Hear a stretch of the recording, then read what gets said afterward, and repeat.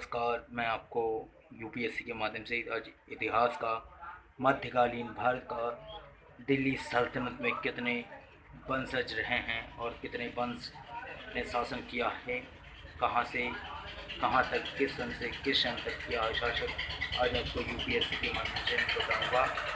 और गुरु जी चाणक्य श्री वाले चैनल को लाइक शेयर सब्सक्राइब कर दीजिएगा। और आइए आज को दिखाते हैं यहाँ पर मध्यकालीन भारत, दिल्ली सल्तनत, जो कि हमारी 1206 से 1290 तक क्या रहा। गुलाब वंश पहला था हमारा, गुलाब वंश। दूसरा रहा हमारा खिलजी वंश। तीसरा हमारा तुगलक वंश रहा। चौथा हमारा रहा है सैयद वंश। और पांचवा हमारा रहा है लोधी वंश, जिसे अफगानी वंश कहते हैं। इसके बाद भी हमारा एक और आता है मुगल शासन। मुगल शासन भी आता है इसका। तो पहले हम गुलाब वंश के शासकों की बात करते हैं। यहाँ पर गुलाब वंश कब तक से चला है दिल्ली सल्तनत पर, उसने कब्जा किसने किया है। सबसे पहले गुलाब वंश आया था। इसके सब संस्थापक का नाम बताते हैं आपको। कुतुबुद्दीन ऐबक। कुतुबुद्दीन ऐबक का कार्यकाल यहाँ पर चला है 1206 से 1210 तक। और इसके बाद आता है आराम शाह। आराम शाह का शासक केवल 1210 तक ही रहा। इसके बाद आता है इल्तुतमिश। इल्तुतमिश का शासक रहा 1210 से 1236 तक। इनके बाद आते हैं रुकनुद्दीन। रुकनुद्दीन का शासक रहा 1236 में ही केवल। और रजिया सुल्तान का शासक आता है 1236 से 1240 तक। और बहराम शाह का शासक आता है 1240 से 1242 तक। और मसूर साद का शासक आता है, शासनकाल आता है 1240 से। महसूद शाह का शासनकाल आता है 1242 से 1246 तक। इसके बाद नसरुद्दीन महमूद का शासक आता है 1246 से 1266 तक। गयासुद्दीन बलबन का शासक आता है 1466 से 1287 तक। केकुबाद 1287 से 1290 तक। ये अंतिम शासक रहे हैं गुलाब वंश के। तो यहाँ पर हमने आपको बताया गुलाब वंश के अंतिम शासक केकुबाद रहे हैं। और यहाँ पर आप लोग देखिए, यहाँ पर आप लोगों को दिखाई दे रहा है इल्तुतमिश। इल्तुतमिश की यहाँ पर बेटी आई है रजिया सुल्तान, जो कि इल्तुतमिश की बेटी है। रजिया सुल्तान जिसकी बेटी थी इल्तुतमिश की, इसकी इल्तुतमिश की। क्वेश्चन ये बहुत बड़ा बनेगा आपका।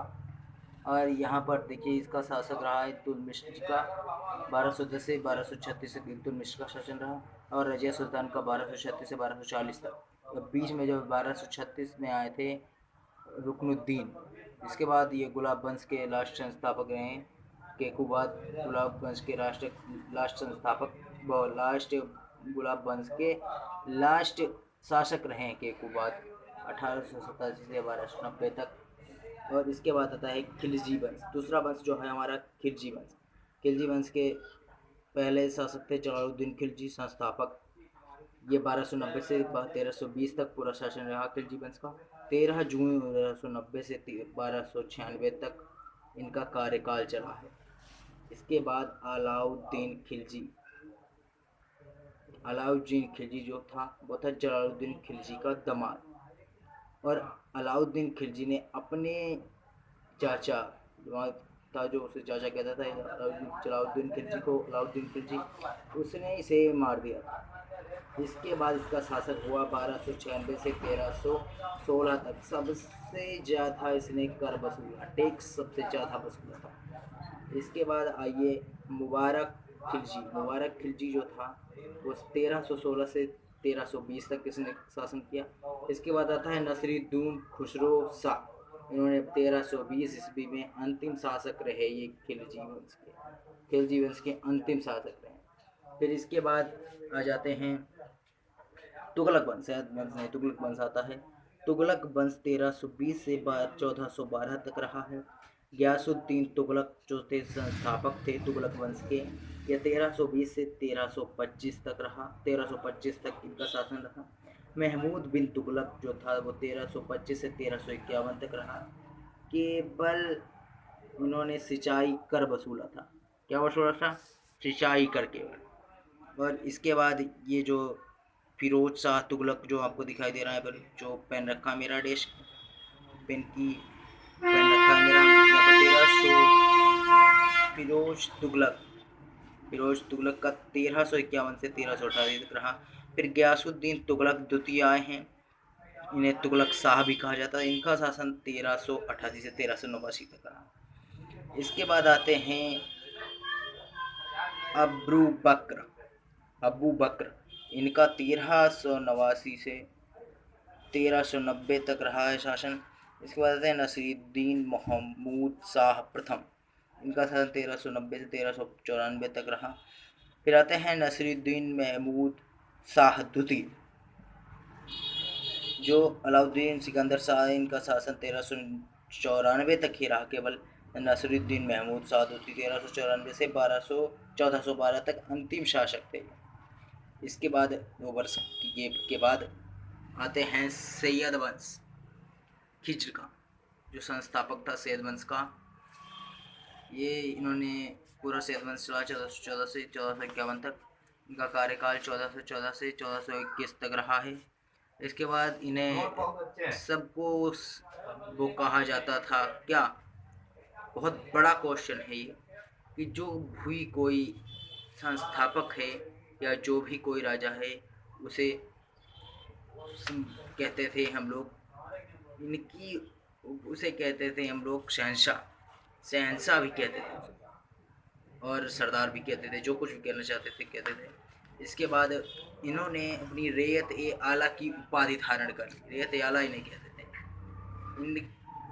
इन्होंने रेयत ए आला की उपाधि धारण की। पहला शासक जो था रेयत ए आला की उपाधि धारण करने वाला, यानी कि सरदार या सुल्तान या सरकार को चेंज करने वाला, रेयत ए आला की उपाधि धारण की। इसके बाद मुबारक शाह आते हैं जो थे 1421 से 1434 तक।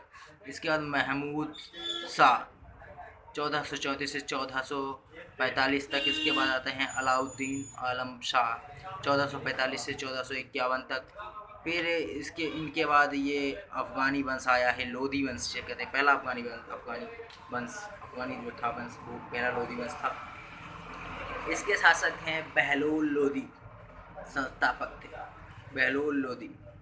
इन्होंने चांदी के भलोल सिक्के चलवाए थे, से भलोल सिक्के चांदी के चलवाए थे। ये 1451 से 1489 तक रहा इनका शासन। के बाद सिकंदर लोधी आया, उसने 1487 से 1517 तक कर लिया शासन। और इन्होंने सिकंदर लोधी जो था उसने 1504 में आगरा की स्थापना की थी। आगरा की स्थापना सिकंदर लोधी ने 1504 में की थी। और इसके बाद इब्राहिम लोधी आते 1517 से 1526 ईस्वी तक शासन। इसके बाद पानीपत में लोधी का अंत हो गया। पानीपत में यानी कि लोधी वंश का अंत हो गया, हार गई लोधी वंश। इब्राहिम लोधी जो अंतिम शासक थे लोधी वंश के। इसके मुगल शासक आता है 1526 से और 18